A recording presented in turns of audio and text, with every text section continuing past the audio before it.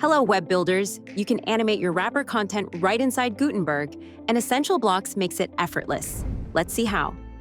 Before we begin, make sure Essential Blocks Free and Pro is installed and activated on your WordPress site.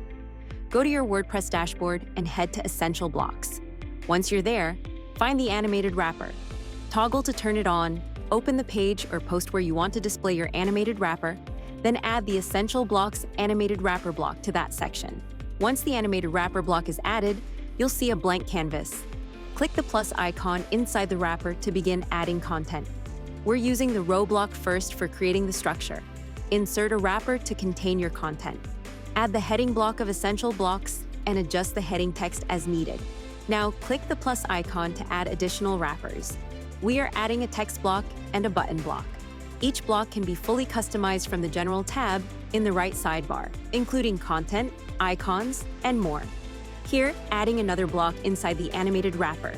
This time, the advanced image block to the right side of the section. Insert the image, customize its background color, background type, image settings, and more from the advanced settings in the right sidebar. You can also adjust colors, text alignment, button text, and URLs, and even switch between solid or gradient backgrounds using the advanced settings. Now it's time to make the wrapper interactive and animated. Click on the block icon. Select the parent wrapper named Animated Wrapper. Then add more content using your preferred text and images. Once your content is ready, you can apply animation to the entire wrapper. On the left panel, choose from 7 animation types and pick what fits your design. Use Animation Ease for smoother, more dynamic motion.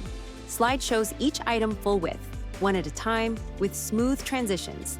And finally, remember to click Save, so your interactive animated wrapper stays updated on your website. Now let's take a look at the website to see how it appears. That's it. You can now add and use the animated wrapper block to create a custom animated section in the Gutenberg editor. Do not forget to like and share the video and subscribe to our YouTube channel